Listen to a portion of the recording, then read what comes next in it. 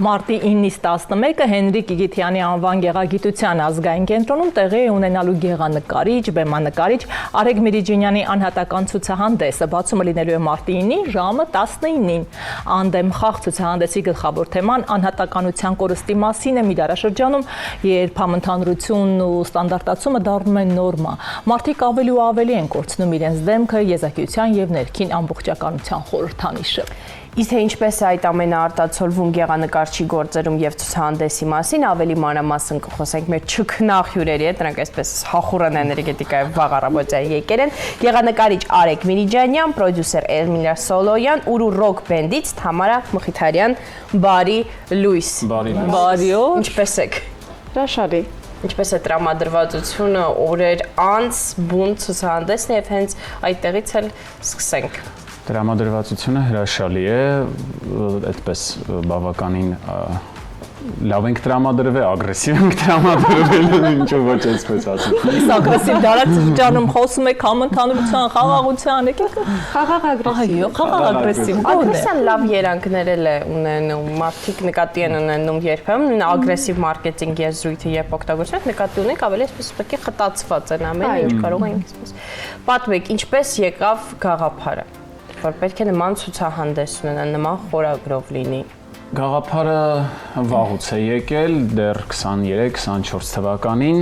բայց դե իհարկե աշխատանքների նաև ստեղծումից է առաջացել շատ բաներ, իսկ բուն վերնագիրը հենց եկել է վերջին շարքի աշխատանքներից, անդեմություն շարքի աշխատանքներից, եւ իհարկե կարծում եմ արդեն ժամանակն էր անել եւս մեկ անհատական ցուցահանդես, որոշեցի եւ իմ ընկերներն էլ ինձ դրանում օգնեցին, այնպես որ գաղափարը ծնվել է այդպես։ Իսկ ինչքան ժամանակահատված է պահանջվել այդ ամեն ինչի բուն խտացումը ստանալու համար։ Աշխատանքները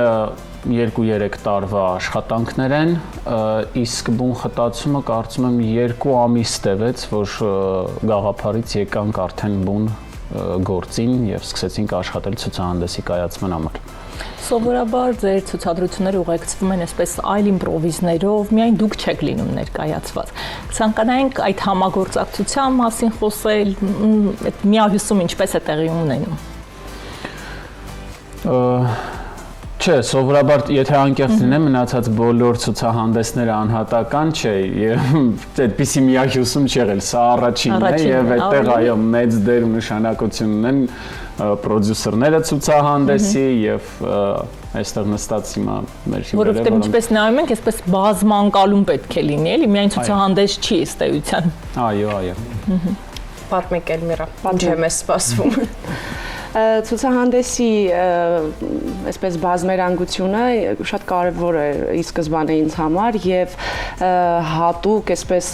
նպատակաուղղված կապ հաստատեցի Ուրու բենդի հետ եւ քանի որ ինձ համար պետք է շեշտեմ, որ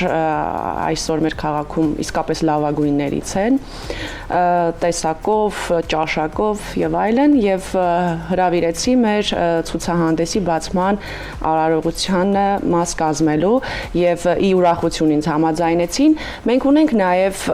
performance, որը վերաբերվում է էլի անդեմությանը, այսինքն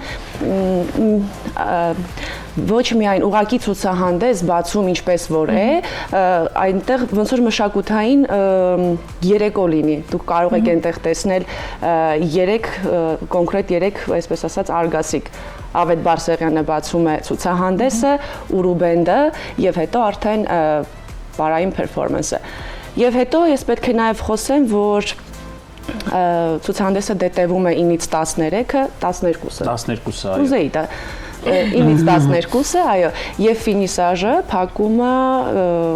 տեղի է ունենալու մարտի 12-ին երեկոյան եւ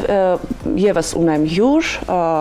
Գերմանիայից, Ֆրայբուրգի թատրոնի տնօրենն է եղել եւ մոտավորապես 40 տարի տարբեր մշակութային գործունեություն է ծավալել Գերմանիայում եւ այդ օրվա իմ հատուկ հյուրն է Պիտեր Կարպը, այսինքն դա հնարավորություն է մեր հանդիսատես ասեմ, հա, վայելելու այդ մի քանի օրը տարբեր, այսպես ասած, գործողություններ ցուցասրահում։ Երկրորդ օրը ցուցահանդեսի գեղանկարիչը տալու է, այսպես ասած, մաստեր կլաս, տարբեր ուսանողներ, մարդիկ, որոնց որ հետաքրքիր է ինչպես են ստեղծվում կտավները, ինչպես գնալ չի, այսինքն ստացվում էլի, այսպես ընդգրկվել այդ process-ին այս։ Այո, բավական խիտ է այդ, այսպես ասած, գրաֆիկը։ Այսքանը։ Համարը հաճախ եք նման համագործակցության հնարավորություններ ունենում։ Իրականում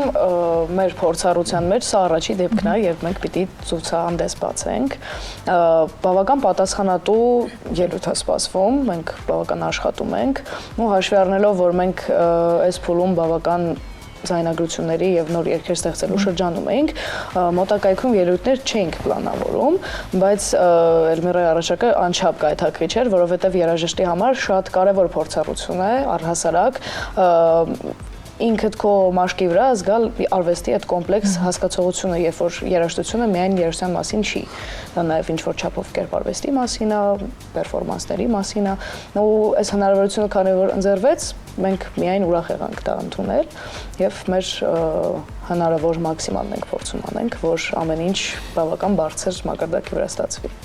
Ինչպես է որոշվել, որ ռոք խմբով պետք է լինի բացումը, հետաքրքիր մոտեցում է, պարային ասպեկտը եւս այդ ոճով է լինելու։ Պարային ասպեկտը այդ ոճով չի լինելու, ես թողել եմ, որ Պարուսվիսն ինքն ընտրի, իհարկե ըստ մեր ընդհանուր թեմայի, ինչու ռոք բենդ, որովհետև երբ որ պրոյեկտի ղեկավարը ունի հստակ ուղղվածություն երաժշտության, հա, երաժշտական ժանրում, բնական է, որ նա կգնա դեպի այդ ուղղությամբ, իսկ ինձ համար առաջին տեղում է ռոքը, Հայաստանում իրենք արդեն։ Ինչպես ասում եմ Մանեսկինը, rock and roll never die, rock and roll-ը երբեք չի մահանալու։ Լավ ցիտատներ եմ ասում։ Ես եմ թեմային։ Արեք, բեմանկարչությունը ինչ է տալիս քեզ ու նաև այսպիսի ցուցահանդեսները, որովհետև ըստ էության ինչքան էլ նման են իրար, բայց այսպես տարբեր հոգեվիճակներ կարող են առաջացնել նրանք ու նաև դրա արգասիքը լինել։ Եվ շատ նման են եւ շատ տարբեր, որովհետև ի վերջո եւ բեմանկարչության մեջ եւ գեղանկարչության մեջ մենք գործ ունենք պատկերային արվեստի հետ։ Նրանցից յուրաքանչյուրը ունի իհարկե իր սպეციფიკան, իր առանձնահատկությունները։ Բեմանկարչության դեպքում դու աշխատում ես թեմի հետ, հսկայական թեմի հետ գործ ունես, ռեժիսորի հետ գործ ունես, դերասանների հետ եւ այստեղ թույլ տվեք այդպես ասեմ, մի քիչ քո սահմանները, մի քիչ սահմանափակված ես որոշ առումներով։ Բայց գեղանկարչության մեջ իրականում շատ ավելի ազատ ես։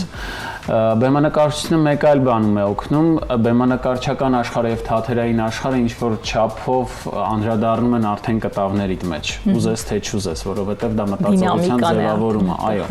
Դա մտածողության ձևավորում է, որը դրսևորվում է արդեն կտավներում։